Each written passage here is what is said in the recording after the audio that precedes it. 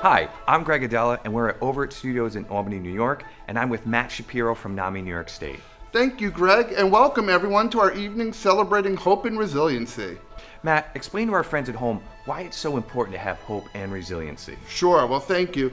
There's nothing more important than hope. I mean, even under normal conditions, but certainly during these challenging times, it's so important that we remain hopeful and remain resilient. Without hope, we have nothing. And tonight, we're going to celebrate hope and resiliency in so many different forms through musical performances, poetry, and by honoring the tremendous work of our 2020 Leaders of Mental Health Awareness Award winners, Lily Cornell Silver, AJ Mendez, and Metta World Peace. And starting us off, Greg, we're going to have a performance by WIll Foley. Great. Enjoy, everyone. Hi, I'm WIll Foley, and welcome to the 2020 National Alliance of Mental Illness Education Conference. I am so gratefully humbled and honored to be here tonight to share some music and share this award with Lily Cornell Silver. Your dad's music has meant so much to me my entire life, and this song, especially when I was going through my own mental health crisis in 2013, this song helped me keep going. This is called I Am the Highway.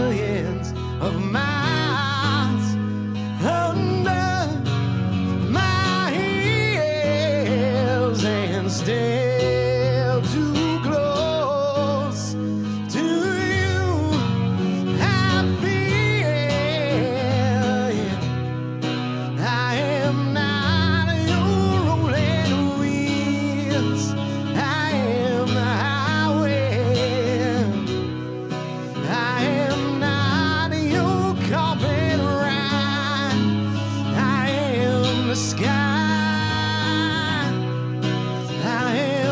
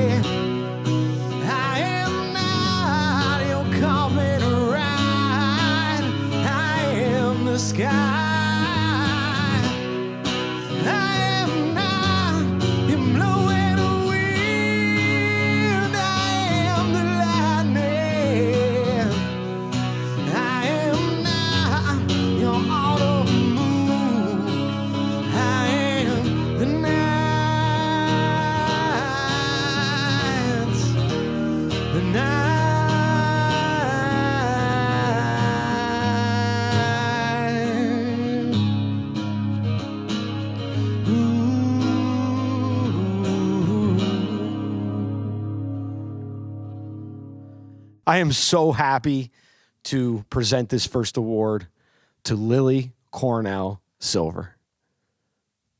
Thank you so much, Will, for that beautiful performance. And now we are so excited to be joined by our first honoree of the evening, the host of Mind Wide Open, Lily Cornell Silver. Lily, hi. Thank you for joining us. Of course. Thank you so much for having me. So we're so honored to present this award to you. I'm just going to read it really quick. The NAMI New York State Board of Directors is honored to present our 2020 Leader of Mental Health Awareness Award to Lily Cornell Silver, presented in grateful recognition of your dedication to raising mental health awareness and providing mental health resources and education through your show Mind Wide Open. Hope starts with you. So thank you so much, Lily. Thank you so much. I'm sad I can't be there to get it in person, but this is just as meaningful. Oh, good. And well, thank you for taking the time to talk with us a little bit about the show. So jumping right in, I love the episode you did with Duff McKagan for so many reasons, but I think the two of you really dug down on something that's so important in under normal conditions, but certainly more important during these difficult times. And you both compared your stories about when you first experienced panic attacks and anxiety attacks. And for someone who has experienced that as well, thank you for both of you for really articulating that. But, one of the things that I love that you really talked about was you never know when these things are going to hit you. You never know when a mental health crisis is going to hit you. And I know part of the reason you did the show is that you feel when these things happen, people don't know where to turn. Mm-hmm. And we just are so grateful that you've taken upon yourself to be the person that people turn to through the show and be a resource. So can you talk about why that's so important to you? Absolutely. I think, as you know, one of the number one things about mental health is that access to mental health care can be very limited and can be very difficult to obtain. So the series for me was born from wanting to create a platform that's completely accessible, completely free, and features a very diverse range of people so that hopefully anybody tuning into the series can find somebody that they feel represented by or that they feel they can connect to or can gain resources and insight from. And I think Duff was a really good example of that, being able to talk so openly about his experiences with addiction and his experiences with panic and depression, because it hit home for a lot of people, and it just goes to show that no matter what your career is, no matter what demographics you're a part of, so many people related to that. So I think that's huge.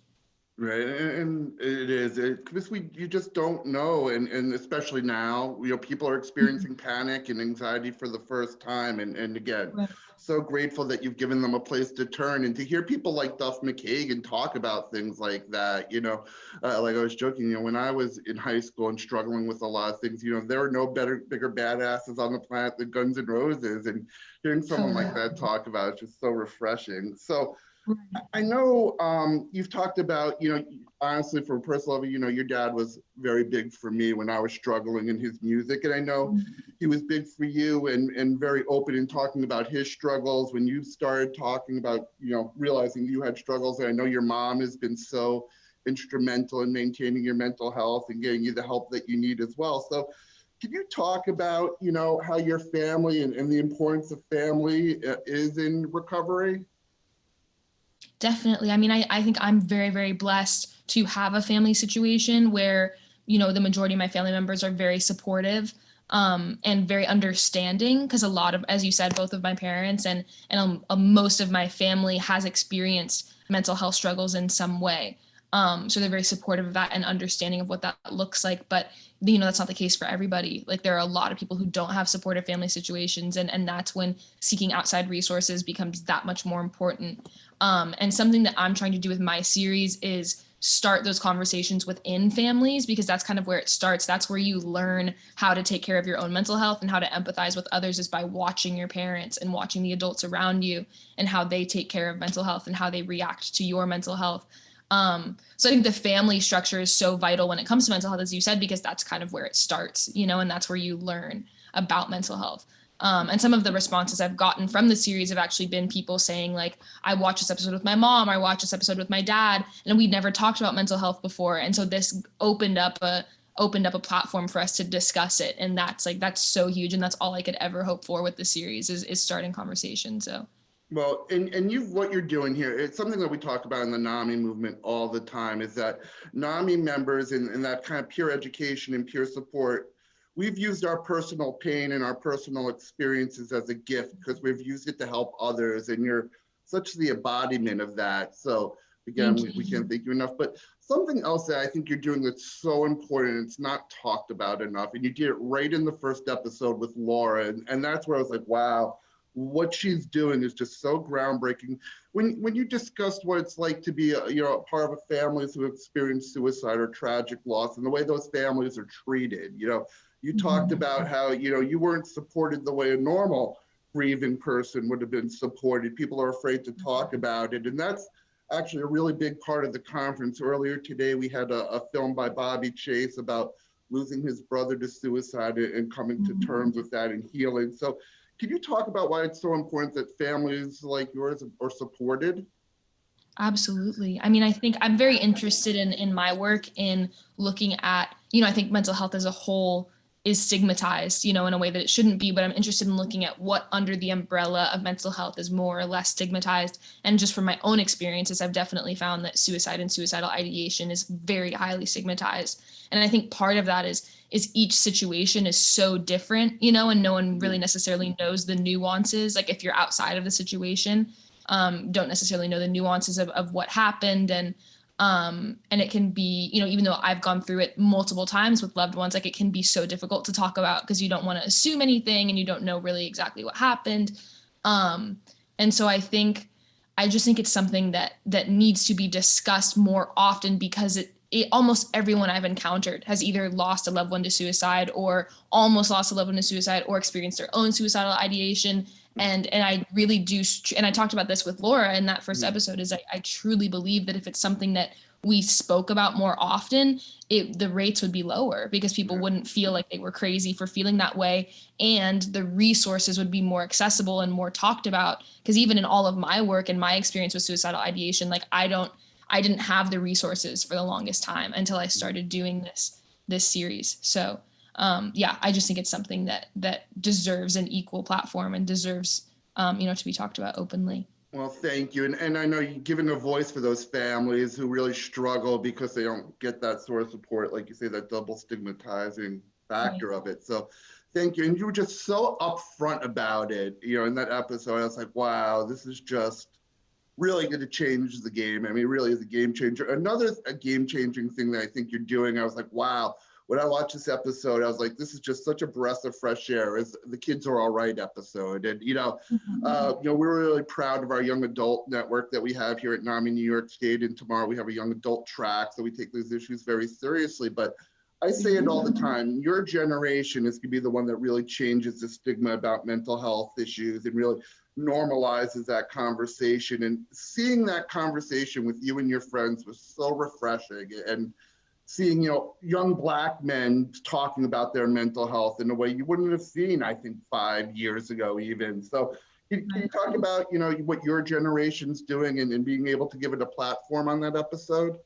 Definitely. No, I've said time and time again that that was my favorite episode to record because I just so appreciate that my network of friends and peers is one that I'm able to talk about things openly with. And it's funny, I do see the generational differences because even in the adults that I've interviewed, even with mental health experts, there is oftentimes that hesitation to fully delve into their own experiences because it's a generation that grew up with that stigma. That's like, we can't really be open about it. And people that I've encountered in my generation, like I'll meet someone and within 30 seconds we're talking about like, so what's your trauma? And what, like before I even know their last name. So that's something that I really, really appreciate about my generation is that we are, so starved for those kinds of honest conversations and wanting to make sure that we, each other feel supported.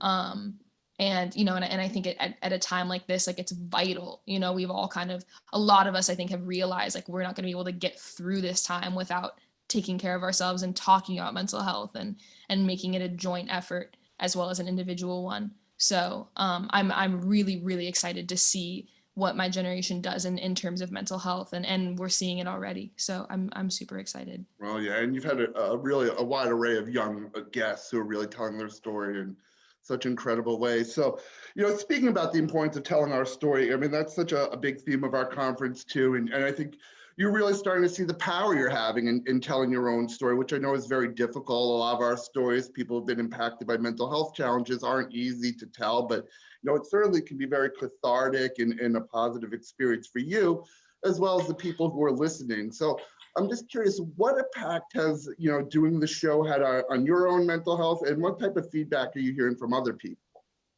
Definitely. I think, I mean, everyone's situation is unique, but coming from a situation where my grief was pretty inherently publicized, and because my dad did take his own life and struggled with addiction, a lot of, the mental health conversation became very publicized, like right off the bat. And so for me, it's been very healing to sort of reclaim my own narrative within that. And I think that goes for anything, whether, it's involved, a public figure or not is involved, is that with mental health, there can be so many assumptions, about what one's experience is. And I think about that with things like bipolar disorder, schizophrenia or OCD. If someone knows that you have a diagnosis, there can be so many assumptions placed on you. And so being able to talk about my own experience with anxiety, suicidal ideation, grief, whatever it may be, is very healing to just be able to reclaim that narrative and say, this has been my experience, take from it what you will. I hope that it's helpful, but it's that part of it has been very, very healing. And the response that I've gotten has been parallel, that like people see that honesty and appreciate that honesty, and to be able to get so many responses of people saying like, I've experienced the same thing and never heard anyone talk about it, whether it's in reference to my story or a guest that I have on, is like, I said earlier, but really literally all I could hope for, is that someone can find some sort of validation in the series, or hear, find tools that they've never heard before that can help them through whatever they're going through. So just radical honesty and radical vulnerability, like that's what I think is so healing about the series for me and for the audience. Two things. I love that radical vulnerability, and I love taking back your narrative. That's such an important thing, and we talk about this all the time. It's so easy to get labeled once you've had a mental health issue or a specific diagnosis. I don't want to be considered someone, I'm not anxiety, I'm Matthew, someone who has bipolar disorder isn't bipolar there, whoever they are. And that's such an important thing, to take back our narrative and explain the realities of these situations, and that they can happen to anyone. And the other thing I think you talk about so well, and it's so important, is that you realize how lucky you are. You've had these a very difficult life, very traumatic, and you've shown resiliency, but admitting that you've been blessed with a great mother, great support system, and access to care, and so many people don't have that access. And again, any way that we can kind of fill that void is so important, and you're definitely doing that. But I want to conclude with this, because I think it's kind of the most important thing in our current times.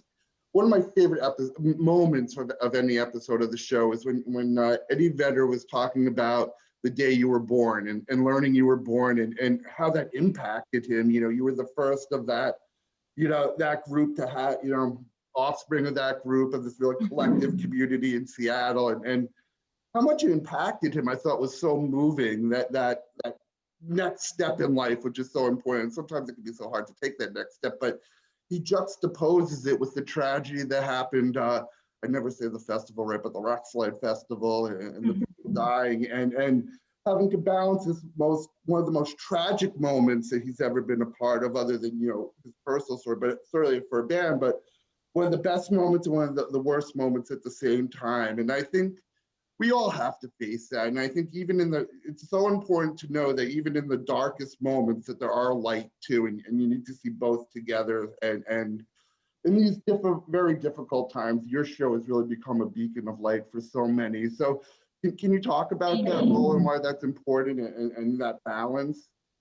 Definitely. No, I agree that Ed sharing that experience is such a good analogy, for so many different things in life. And one of my most recent episodes, I had the privilege of talking to David Kessler, who is the world's leading grief and loss expert right now. And he just put out a book talking about the 6th stage of grief, which is finding meaning. And I think that applies to so many things, even beyond grief. That applies to mental health and in so many ways. And even beyond mental health, it applies to so much that we're going through is to be able to recognize the darkness and allow ourselves to feel the darkness, and allow ourselves to go through the range of emotions we go through, and then be able to find meaning within that, and I feel like this series for me is finding meaning within my own struggles, to create something healing for myself and others. And I see so much of that happening, within activism and within social justice as well. And especially with the upcoming election in the US, is recognizing the situation is far from ideal. There's a lot of work that needs to be done. And we have to recognize that and grieve those losses and feel those feelings first, and then find meaning within that and find the ways that things can be improved upon and things can be changed. So I think I appreciate you bringing that up, because I think it is a very good metaphor and very good analogy for finding light in the darkness.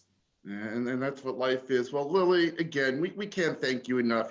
Something we say at NAMI all the time too is that hope starts with you, and you're such the embodiment of that. And then again, the award is kind of in the shape of a sail, because you're leading the way and really guiding so many people towards recovery and carving out your own path in such a beautiful and unique way. And we're so grateful for the work you're doing, and so happy to be able to honor you and have you as a part of the NAMI New York State family. So thank you for everything.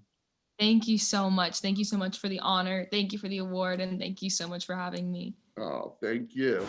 All right. So now we're joined by our president, Ariel Kaufman, who's going to talk about the importance of the work of our honorees tonight. So Ariel, thank you so much for joining us. Thanks, Matthew. I'm glad to be here. Well, thank you.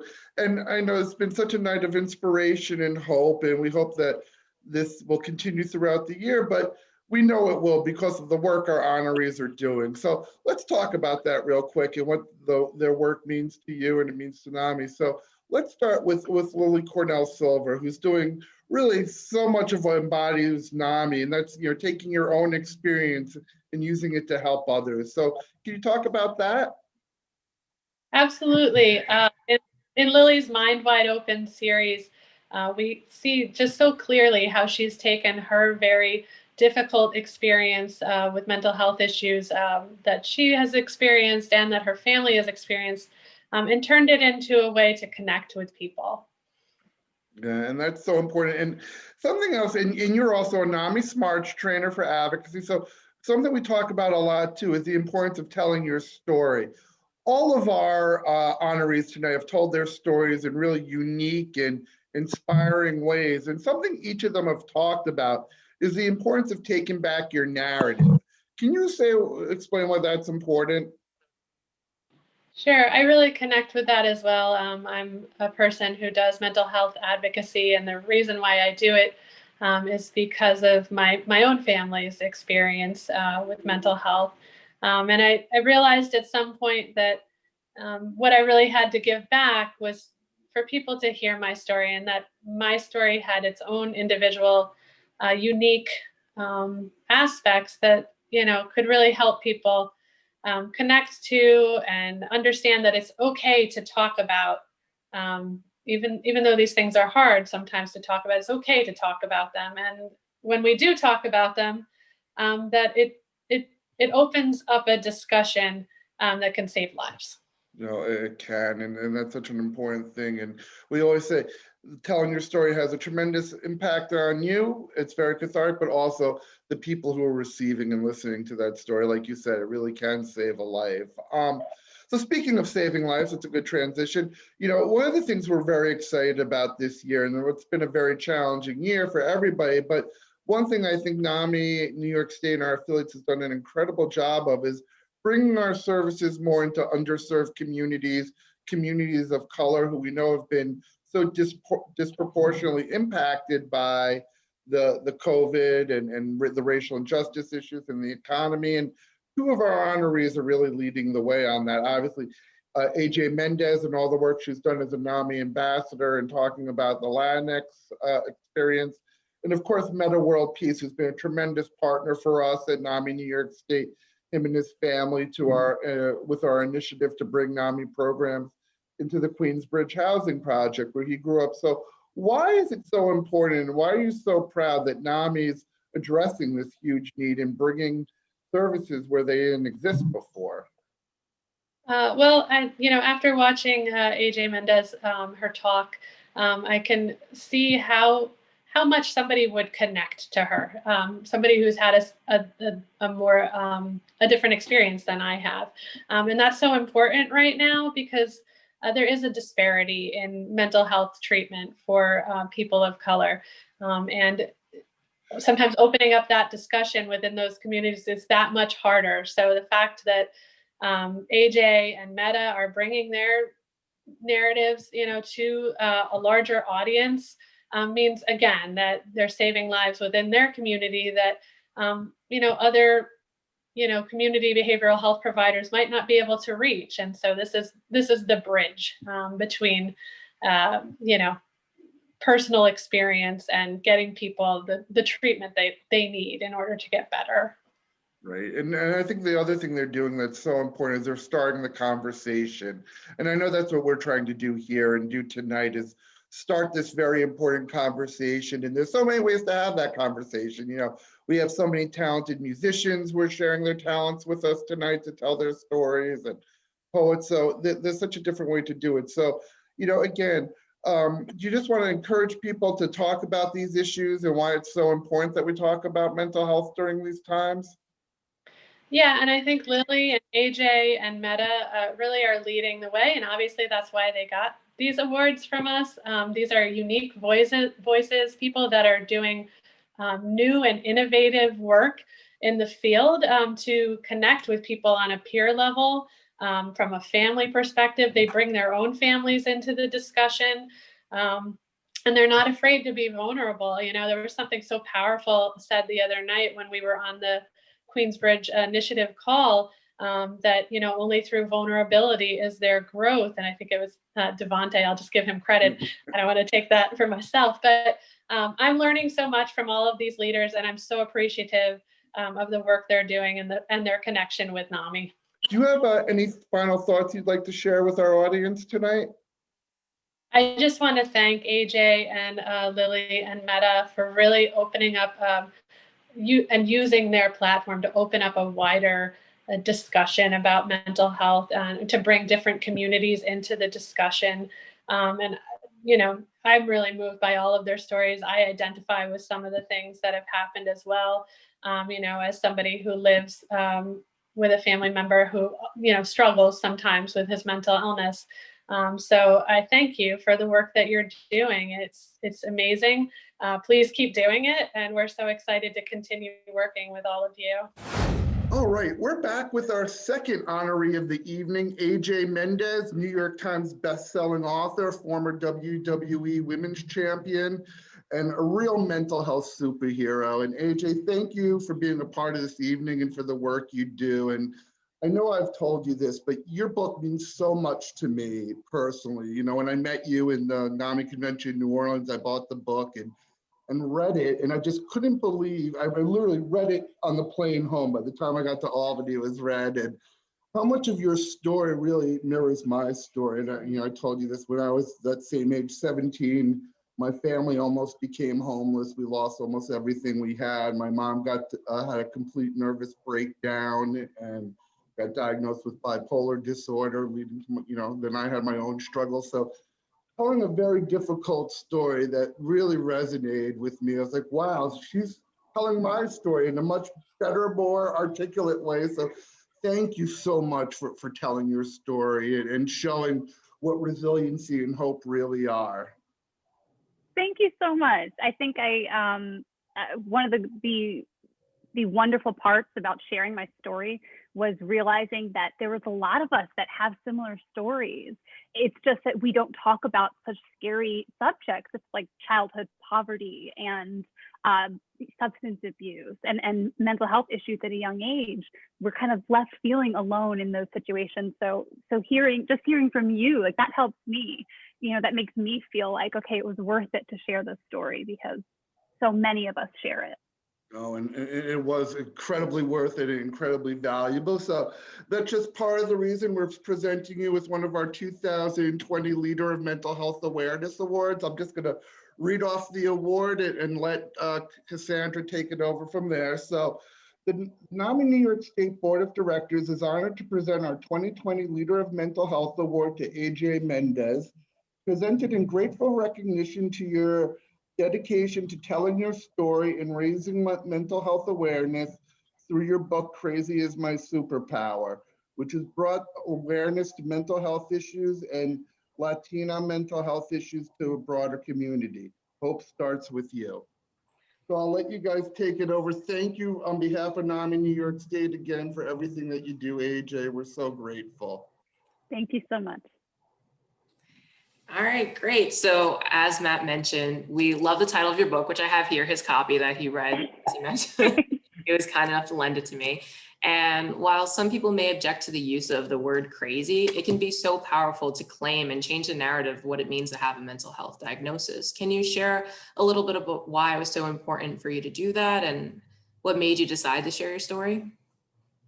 So I knew that the use of the word crazy was going to be kind of controversial. It is something that people use as a weapon, and it is so fraught with controversy. And I just knew that it wasn't a word that was going to be removed from people's lexicon. Like, it exists in the zeitgeist, it's there, so why not repurpose it? And instead of it being this weapon used against us, why not take it and use it as armor and be proud of it? Because so many times what you think is a weakness or what people can see as this, snap judgment, if you just shift your perspective, that you can see that as a strength. And for me, I wanted to claim it as my superpower. And sharing my story, this is the first time I really came out as bipolar and told people about my struggles. And I was terrified, and I worried people would think less of me somehow, or just judge me. And that wasn't what happened. And people very much embraced the story, and nonprofits like NAMI National and state chapters like NAMI New York State have embraced the messaging, and that has helped the message go so much further when communities that care about mental health are embracing this different, unorthodox perspective. I really appreciate that. Yeah, no, I do too. And just thinking about how, we can take these mental health challenges and not look at them as failures, but really as opportunities to be superheroes, to be brave enough to share these stories, to reach other people, and to be vulnerable, because, vulnerable shows such great strength. And that's why you're such a big superhero to me and to so many others. Thank you. I appreciate it. Of course. So next, I wanted to talk about hope and resiliency, because that's a big part of this year's conference. And you're certainly an embodiment of both those things. So can you share a little bit about your past experiences and how they helped you to find hope and resiliency, especially now during, 2020 and everything we've been facing? I do feel especially qualified for a dumpster fire of a year because just having to survive so many things and realizing what I am capable of surviving really changes your perspective. Particularly, I talk a lot about being a suicide attempt survivor. At the age of 19, I really didn't think there was a way the world would get better for me. I had been kicked out of film school, and I thought that was the only way to get to the future I wanted. And I really was waiting around for the superhero to come save me, and they weren't arriving anytime soon. And I felt so hopeless. And surviving that situation was my opportunity to restart my life and rebuild and fight through. And 13 years later or 15 years later, however long it's been, I took this really circuitous route, and I had the world crack open for me, and I made all of these dreams come true. I got to be a professional wrestler, which is my dream job, and became the superhero I needed and saved myself, literally wearing spandex and beating up bad guys. And then I got to become a best-selling author, which is a dream come true. And now I'm back to writing film and television. So I ended up getting there to this road I thought was just inaccessible to me.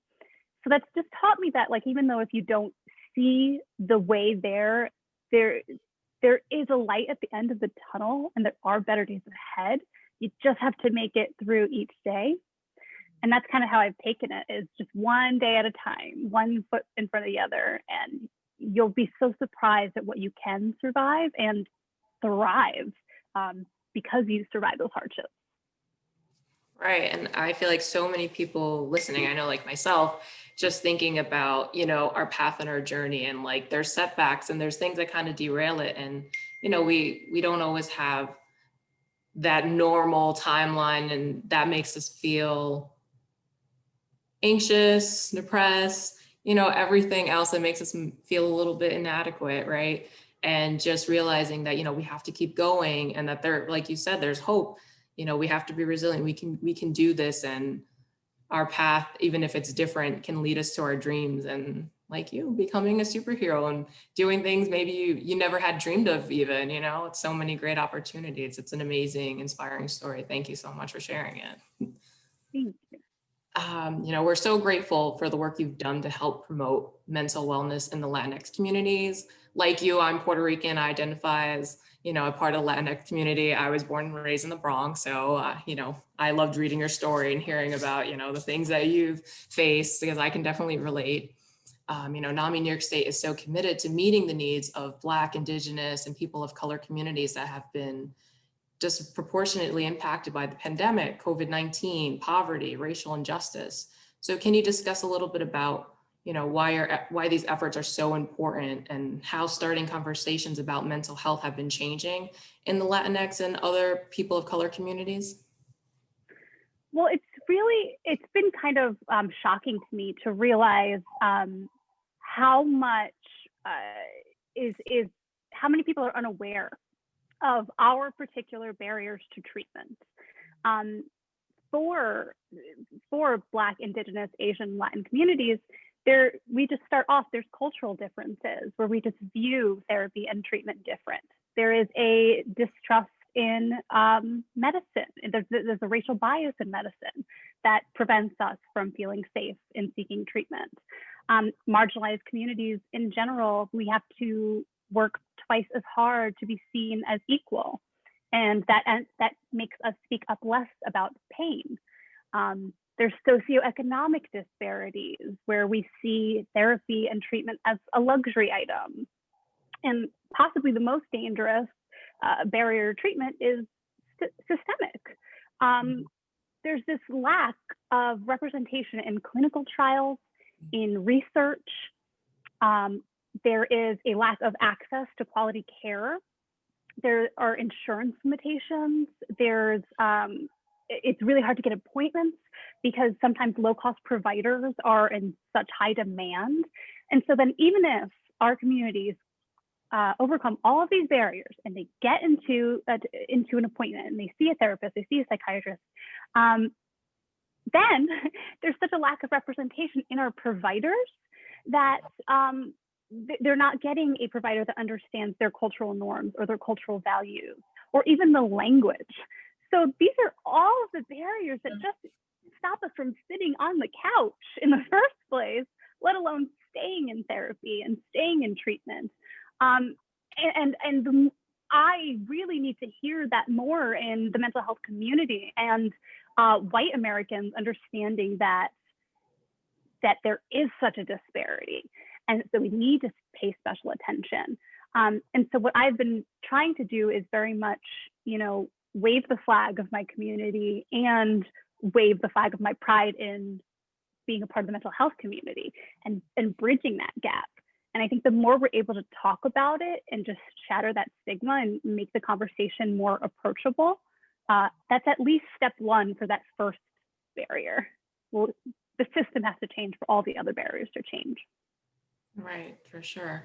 And I know I watched something where you were talking about how, in so many people of color communities, we think about mental health as like a white people problem, right? Mm-hmm. I grew up hearing, and even just thinking like, what happens at home stays at home. Like, we don't talk about our feelings outside of this house. We have to be strong. And I know you've said like, it's so much braver to go out and talk about it and think about how, you know, we don't have to be silent to be strong. And it's a message I really appreciate. Definitely. There is this, you know, especially in like the Latin community, we have this like pride in the machismo and the strength of just like grinning it and bearing it. Yeah. But it really is, and it is a bit generational. But one, particularly in my family, like personally, I've been so moved to see that we have gotten past that and realize that there is so much more strength in vulnerability and asking for help. Thank you. So let's see, my next question is, well, I guess really what it's leading to is just like the importance of sharing your story. You know, at NAMI New York State and NAMI in general, we're always telling others how important it is to share their story, but not just about the impact it makes on others, but the impact of sharing it for you, you know, being vulnerable, being honest, how that can impact your life. So can you talk a little bit about how sharing your story has changed you as a person, has helped you grow, and the reception that you've received from others for doing that? Yeah, so my mental health journey was something that I kept so private, and it was very much shrouded in shame for so long. I saw it as a weakness, and I didn't want people who looked up to me to lose faith in me. And so I was very scared to share my story. And what I really had to tap into was the belief that everything I had gone through was for a purpose. It was to help people feel less alone and help them realize that they are not alone in their story. It is not a rare experience. We're just not talking about it. Right. And so just realizing that your pain shapes your purpose, and you have to use it for something that is bigger than you. And getting to be on TV, I realized that, you know, if people are listening to what I'm saying, I better say something worthwhile and have a positive message come out of it. So putting the book out was the most terrifying experience in the world. I think I got like my first gray hair, like right before it came out. I was just very stressed about the reception.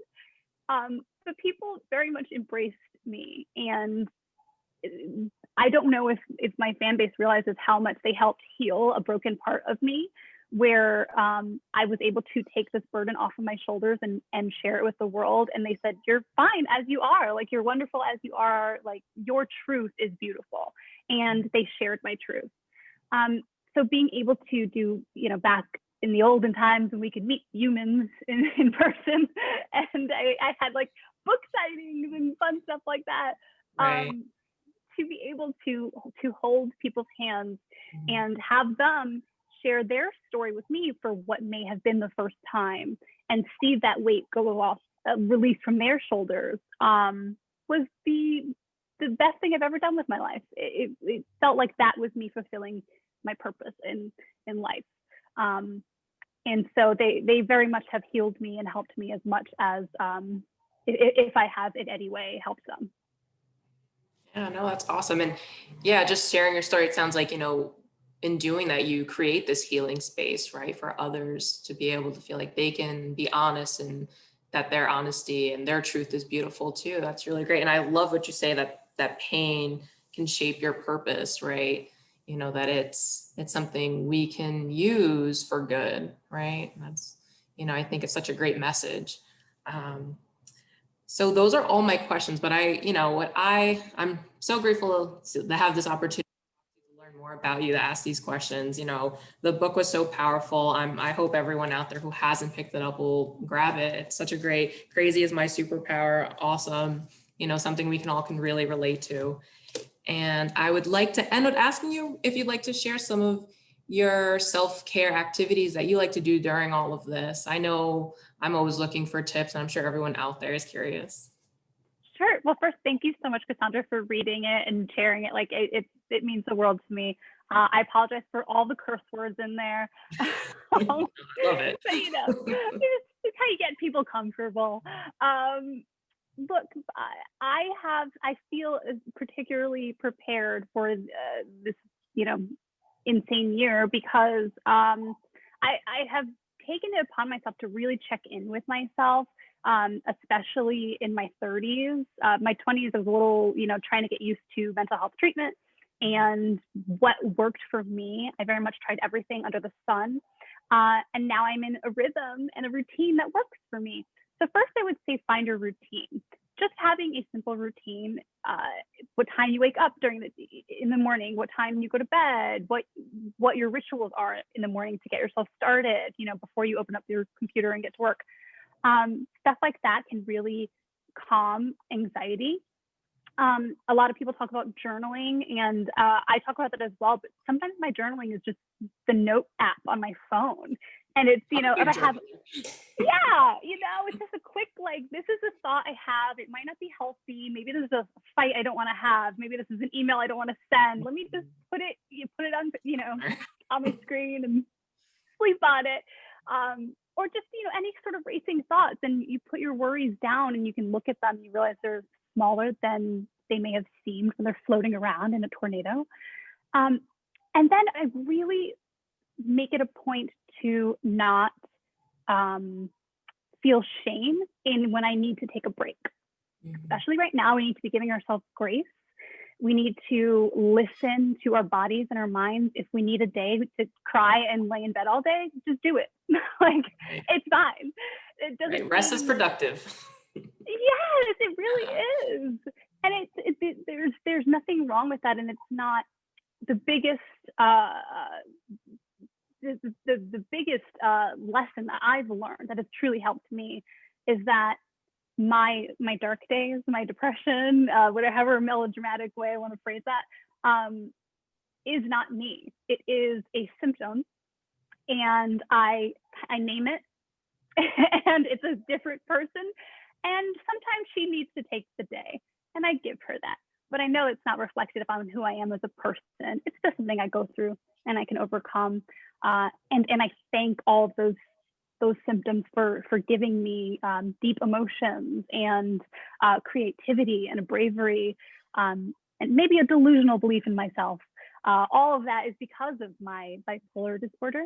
And you can find a way to twist your whatever you're going through and your symptoms and make them into a positive for you. Thank you, for sure. And yeah, even just letting you know, hey, you got to rest today. For letting me know. Sometimes I forget. I may be putting sweats on and just jumping in bed today. Who knows? Yeah, that's okay. That's great. That's what we need. Well, thank you so much, AJ. Thank you for all the great work you're doing in mental health as an advocate. Thank you so much for everything you're doing in the Latinx community to start the conversations to promote mental wellness. We're so grateful for you to be a part of NAMI and for all the work you do. Thank you so much for having me. And this award is such an honor. Thank you, Cassandra and Matthew, and thank you, NAMI, New York State. Welcome back. We hope you enjoy those performances. So just a quick note that Matt and I will be co-emceeing the NAMI Off the Mask fashion show happening November 6th. Yes, we're so excited for the Off the Mask event. It's such a great way to raise awareness in a different type of venue. And we're going to have the fashion show, as Greg mentioned, as well as an art display. So we hope you can all join us on November 6th. Registration is now open. Keep that awareness spirit going. And right now we have a very special performance from one of our Off the Mask models, Megan Moran. Hello, my name is Megan Moran, and I will be singing a song that I wrote called On You. It kind of has to do with anxiety, depression, and PTSD, so I figured what better place to sing it at a NAMI event. So here we are. This is called On You.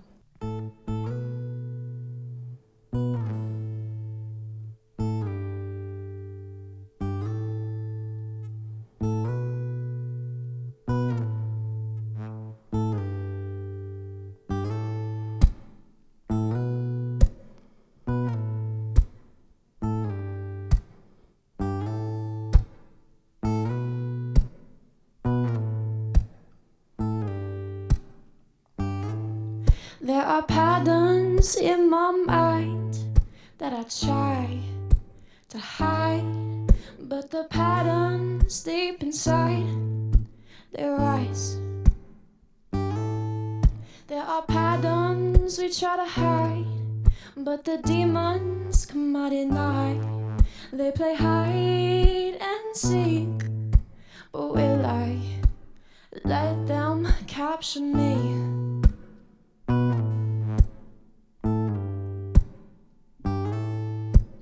Demons come and they try, but will they make it inside? Demons try to pull you down till there's no sounds, no more sounds. So my sound barriers are healed. No more glass house living, it's real. Put the phone aside, it's real time to unwind your mind. Tell me why you said that day you're fine. Tell me why you don't think when you cry. Tell me what you feel down deep inside. 'Cause the fire, yeah, the fire is come to life.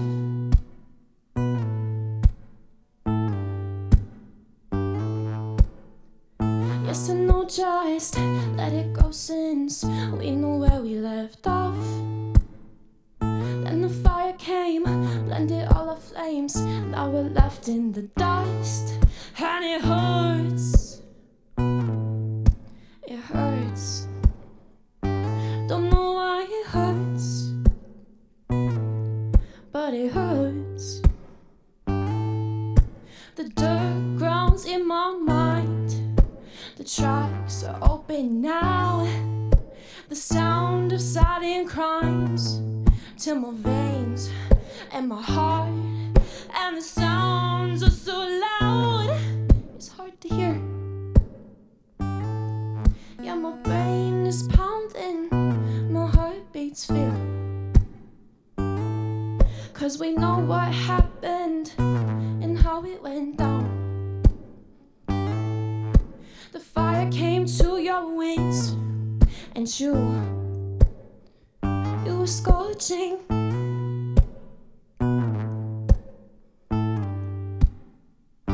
You hurt me.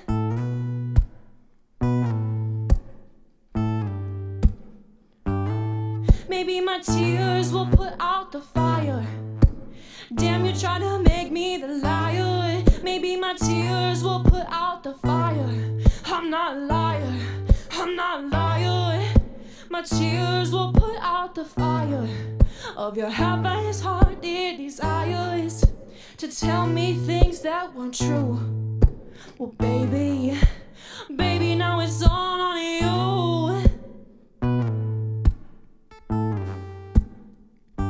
It's all on you.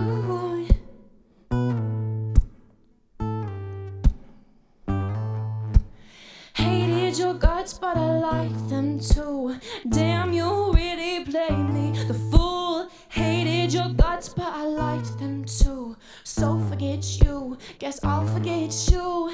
Hated your guts, but I liked them too. Taste of the blood, never felt so blue. Never thought I could be with you. I know it's true, I know that's true, 'cause it's dying. It's dying.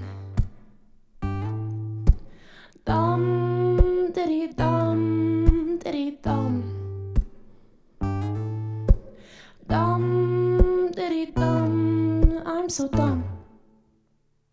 So I am so excited to present this next award to somebody who has been so heavily involved in the Black Minds Matter movement. I have been heavily involved in the Black Lives Matter movement, and just seeing the amount of people who are actually starting to take action and to fight against social justice or fight for social justice, it's given me a sense of hope for the world. You know, I've seen so many people actually care for people, and that's something so beautiful, and it's something so important that we need a lot more in this world. So again, like I said, this next person's been heavily involved in Black Minds Matter movement, so I am very excited to give this next award to Metta World Peace. All right, well, thank you so much, Megan, for that beautiful performance. And we're here with our third honoree of the evening, our good friend, member, someone who's become a real member of the NAMI New York State family, of course, former NBA All-Star, world champion, 2004 Defensive Player of the Year, and of course, incredible mental health advocate, our good friend Metta World Peace. Metta, thank you so much for being here tonight and for everything that you do for us. Thank you. Thanks for having me. And it's such an honor to be involved with NAMI. It's such an honor to be involved with, positive things, being that, us as humans and in our society, sometimes we're not perfect, but we just continue to strive and continue to try to push the good message for the future, paying it forward. So I really appreciate NAMI for having me. Of course. And let me have your award here. I'll read Yes. that to you. The NAMI New York State Board of Directors is honored to present our 2020 Leader of Mental Health Awareness Award to Metta World Peace, presented in grateful recognition of your desire to partner with NAMI New York State to bring mental health services into the Queensbridge community and other communities of color, and for your dedication and commitment to telling your story. Hope starts with you. So Metta, again, and you can kind of see here, the award kind of looks like a sail because that's what you're doing. You're leading us forward and you've carved such a unique and beautiful path. So we thank you for that. One of the first things I want to ask you about, something that's come up in the other conversations, I think you're such a shining example of this. When we talked to the other honorees earlier, Lily and AJ, two things they both talked about was taking back their narrative and why that was so important in telling your story and really changing, taking back your narrative. And I think that's an important thing with you, because I think a lot of people probably had many misconceptions of you until you wrote your book, No Malice, and then was the subject of the incredible documentary, Quiet Storm, which really shows your story and everything that you've been through. So can you talk about why that was so important to you, like that concept of taking back your narrative? Yeah, absolutely. And I think it's very important that you tell your story. Sometimes there's amazing stories out there, and as producers, and as people in the documentary industry, sometimes they'll come up with different storylines and it just doesn't really fit your story. So that can be problematic at times. So it's really amazing that I had the opportunity to push the narrative of mental health, and hopefully we can do other documentaries in the future, but it was really important that we're able to set the narrative. Oh, thank you. And the other thing I absolutely love about you is something that we're talking about all throughout the conference. It's really that topic, the importance of resiliency and hope. When we last spoke, when you did the perspectives episode, it was like kind of right in the middle of a lot of the bad stuff happening, the racial injustice, like I think George Floyd had just been murdered and all that stuff was bubbling up. And you said something I thought was so profound, like in the midst of all this negativity, we still had the SpaceX launch and then the NASA SpaceX launch. And you were talking about how Yes. important it is that we're still hopeful and we're still reaching for the stars. So can you talk about why hope is so important and if people are struggling, why that need for hope and resiliency is so important? Well, I think as humans, we all equal. As you can see, some of us are creating amazing technology through resources, through education. And as you said, yes, SpaceX, they launched. And when you look at SpaceX launching into the space and you look at the stars that's beyond that, as humans, we can see beyond. So it's very important that you dream and you dream big and don't hold yourself back. And even when things get tough and it's really impossible to reach some of your dreams because maybe you're in a tough financial situation, maybe you have no resources, maybe you have no network, but it doesn't mean you can't stop dreaming. It doesn't mean you can't stop feeling good about yourself. Yeah, well, and that's so important. It's so important too. And we talk about our hopes and our dreams with each other. And that's something that we're really trying to do is open up those conversations. We're so proud to partner with you, your family, and Artest University to bring mental health support, bring NAMI programs into the Queensbridge community. And really, one of the things we're really trying to do is, like you say, open up those conversations and get people talking. And a lot of times it's been hard in that community to talk about the issues that you face growing up and what people are currently facing, especially now while they've been so disproportionately hit during COVID and everything else. So can you explain why you think it's so important to talk about these issues and to open up those conversations? Yeah, definitely. I think it's really important to talk about these issues because if you don't talk about it, then it'll never be addressed.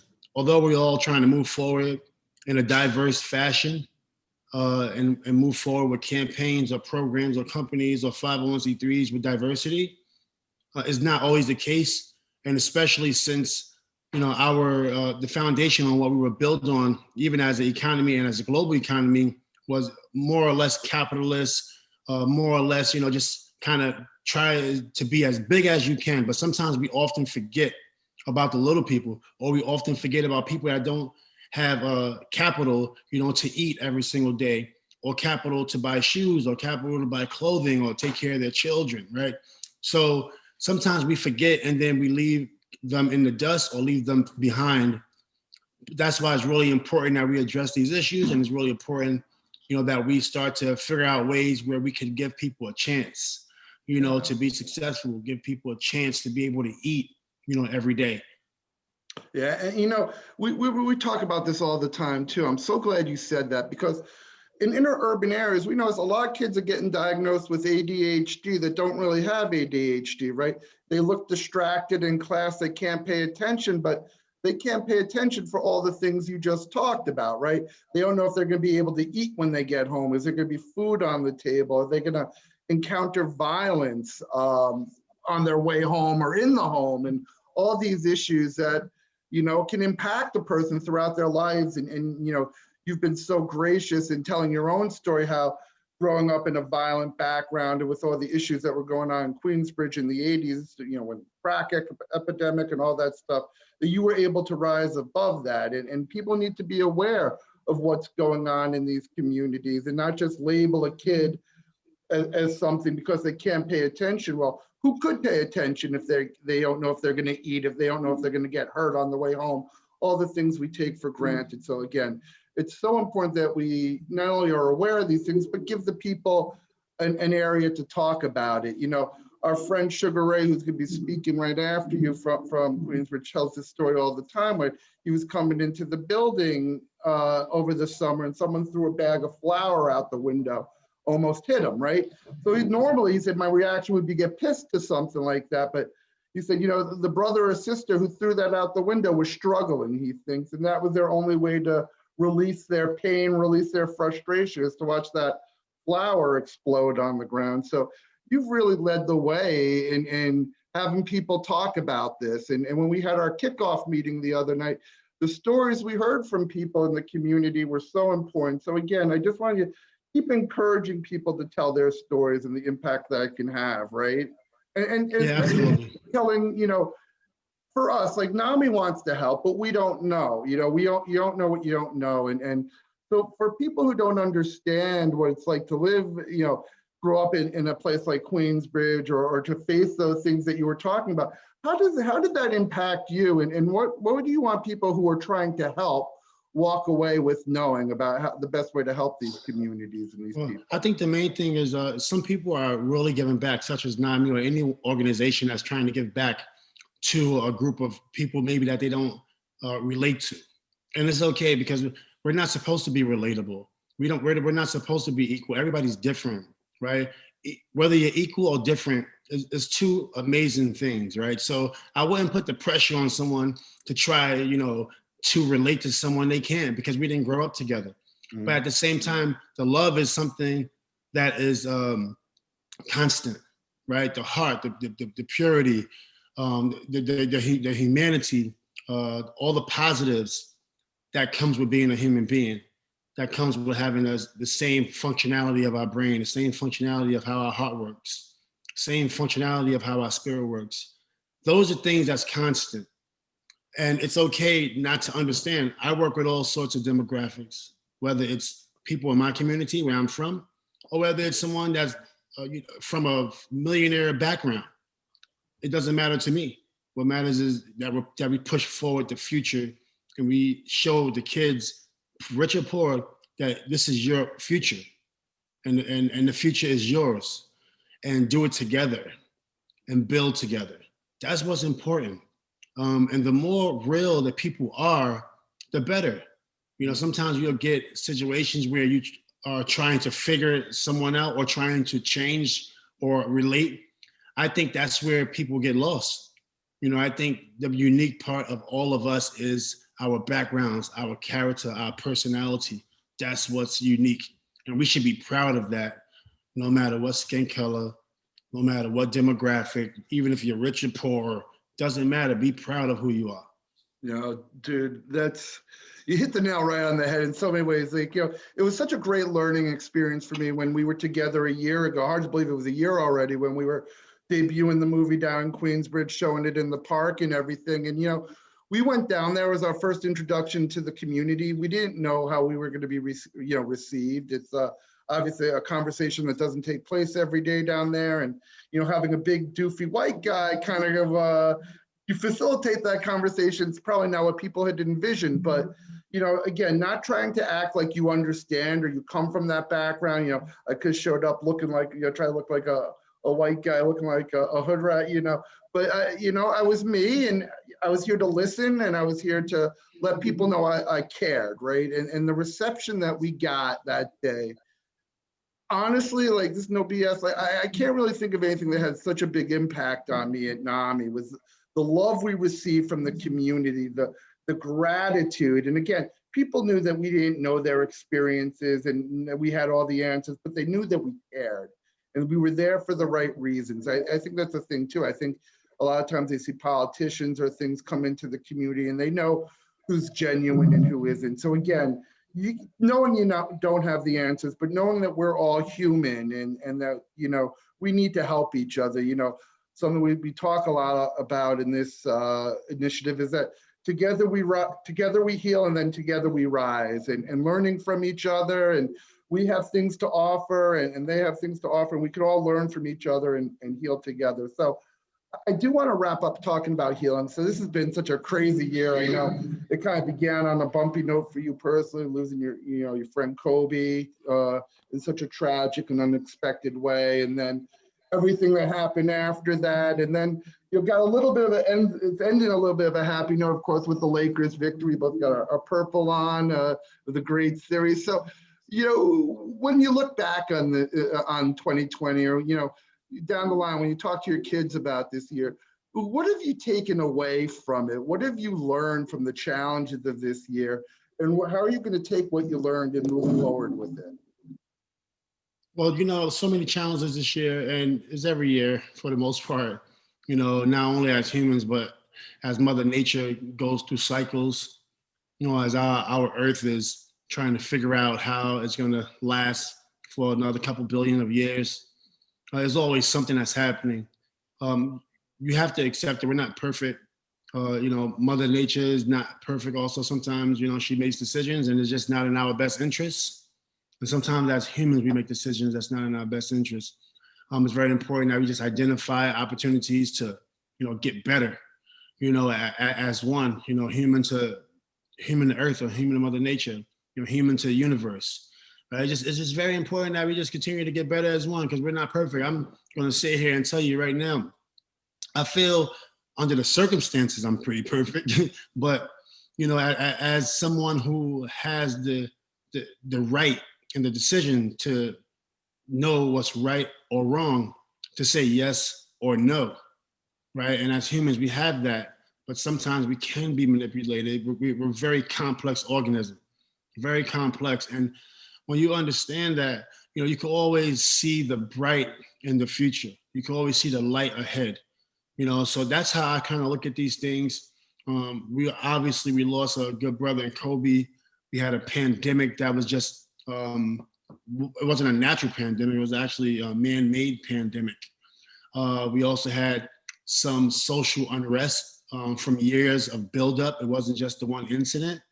And obviously, Black people are not the only ones being, murdered or, taken advantage of by, people in power that's not treating it the right way. But it's probably disproportionate or disproportioned. Now, with all that being said, you take it in consideration, and yes, frustration lives, stress lives, anxiety for the future, depression for the past lives. And you just try to, take deep breaths sometime, and you try to, you still want to fight. You still want to not show that you don't care or that, you're afraid to take on a challenge. But at the same time, you still have to have some type of balance within yourself while pushing the good message forward. Really complicated. And that's why we're here, because, if it was easy, anybody would be on this earth. We have challenges ahead, and hopefully we can get through it.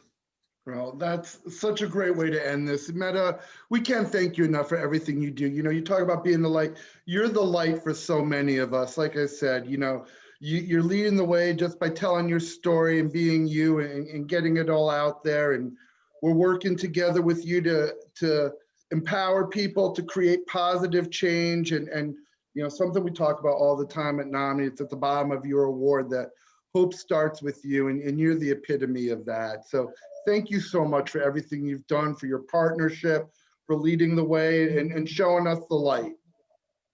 Absolutely. I'm so proud to be a part of NAMI. Thank you for reaching out. And this is still therapeutic for me. I wish I would have had you when I was a child, but right now, sitting here, this is therapeutic for me. Thank you for being involved in my community. I was involved in my community for a long time. I got burnt out, quite honestly. And thank you for being there and picking up the slack, where I left off. Well, it's our honor, and again, it's a teamwork. So you basically passed off the baton. You definitely get a big assist in the box score for this one. So thank you so much. And for everyone watching, next we're actually going to hear from one of our good friends in the Queensbridge community, LaShawn Suga Ray Marston, who's going to talk about hope and give us a sign of what life is like inside of Queensbridge. And even in the darkest time, we still have hope. We still have light. So thank you. Suga Ray is an amazing, amazing man, and you're so lucky to have him. Introduce LaShawn Suga Ray Marston.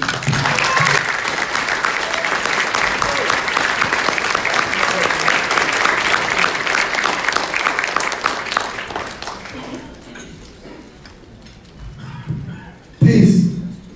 How you doing? Question. By show of hands, are there any religious folks in here? People ascribe to any religion? All right. Even if you don't ascribe to religion, is there anyone who identifies with the term or the word faith? All right. Everybody. So what I realized, in the Christian text in the Bible, is faith is evidence of things hoped for. Right? So a lot of people, right, we talk about people having faith. But if we listen and pay attention, faith is evidence of things hoped for. So hope is the predecessor of faith. So the reason why so many people are not believing in themselves and their dreams and their communities is because they have no hope. They don't see past what they see. They don't see past what they feel. So if I have no hope in tomorrow, there is no way I can have faith in tomorrow. So in restoring hope, right, we have to, and what NAMI has been doing, is helping people remember that there's always a possibility. As long as you have life, as long as you have breath, you have the opportunity to become whatever it is that you desire. That hope is that seed. Hope is that mustard seed that we talk about, that it has to just be so small. So small you can't even see it, but you know it's there. And from there, from that little bit of hope, you have faith, and then we exude love, and then we go on our journey to prosper, and to manifest, and to build community. Hope in my life personally, there was a time where I sat with a gun to my head, contemplating suicide, crying. I was high, I was drinking, and I didn't want to be here anymore. I knew I had talents, I knew I had people who loved me, but I had no hope. Because I was 19 at that time. In the 8 years prior, I lost my dad, I lost my older sister. So I couldn't see past that pain of depression, of missing my heroes, my best friends. So there was no hope. It was like, I knew I had this talent, I knew I had this dream, but I had no way to make it come true. I'm in Queensbridge, I know I want to do films. Silver Cup Studios right across the street, but they never came into the community. So there was no outlet for me. And many of my friends had the same story. We were hopeless. We had dreams, we had talents, but it was no way to manifest it. And so once I started to have hope and remember that there's a possibility, A small possibility, but all you need is the window cracked a little bit, and then you bust it open. Right? All you need to put the key in the door, turn it a little bit, and then it turns all the way and it opens. So again, hope is the predecessor of faith. And the beautiful thing about NAMI coming to Queensbridge, so I've been doing this work for about 10 years now. On my own personal self, my own personal healing journey, but also constantly in communication with others, helping them heal. As I heal, we heal. As you heal, I heal. And together we heal, and together we rise, right? And as I've been doing this work, I felt alone, like there's no other people who care, who are willing to come into the hood with people who are hopeless, with people who may rebel and reject you, but if you care, you are persistent and consistent. And first day meeting Metta, first day meeting NAMI, I was like, these people care. I walked up and I just started telling Matt my story. I was like, yo, this is what I've been through, this is what I'm going through, this is what's happened, and this is what has happened. And I would love to be involved in some way. Because I understood they had the hashtag Hope Starts With You. And I understood it immediately. Because no matter what, as parents, as grandparents, as aunts, as uncles, as leaders, regardless of what we put in front of a person, if they do not have hope, it's null and void, it doesn't matter. And so we have all these programs in New York City. We have all these programs in New York State and across the country. But why are these children still killing themselves? Why are we still killing each other with all these resources? Because we're missing a fundamental seed of hope. And that's what I see NAMI is really reinvigorating to people in the communities is hope. Have hope, and from there, the sky's the limit. That's it. Peace. Thank you. Hi, my name is Caity Gallagher. This song is called Pressed Flowers.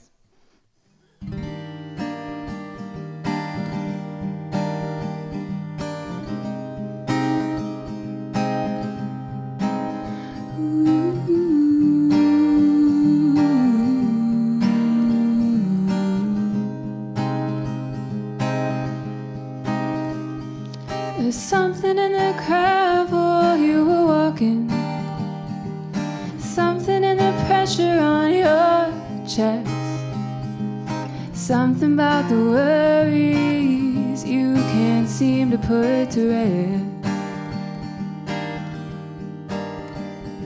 There's something in the call she wouldn't answer, there's something in the words you can't erase, something about the feelings you can't ever seem to face. Well, there once were pressed flowers between your hands and mine. Now they're framed in a different time.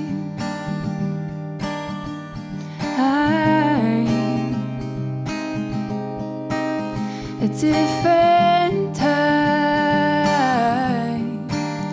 Ooh.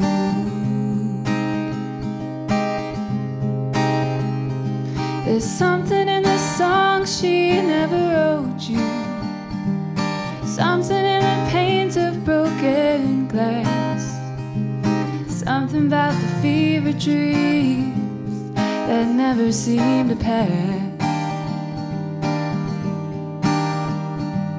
Something in the rolling of the thunder, something that laid heavy in the air, something about the sorrow of knowing what's no longer there.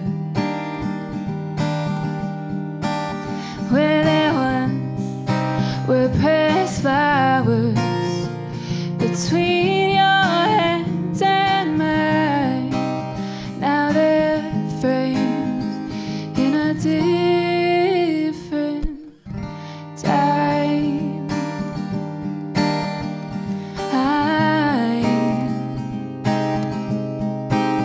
A different time. Ooh. Where there once were pressed flowers between your hands and mine, now they're framed in different time. Now they're framed in a different time.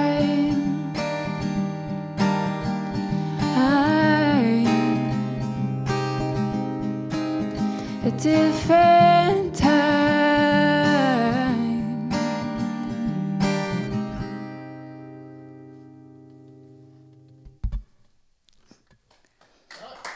Thank you.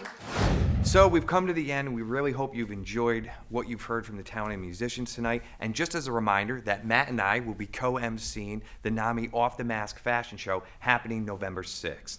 Right. Until then, we hope to see you on November 6th, but we hope that you take the spirit of the hope and resiliency of this evening and internalize it, bring it back to your communities, spread hope and resiliency throughout New York State, because as we say all the time at NAMI, hope starts with you. Thank you.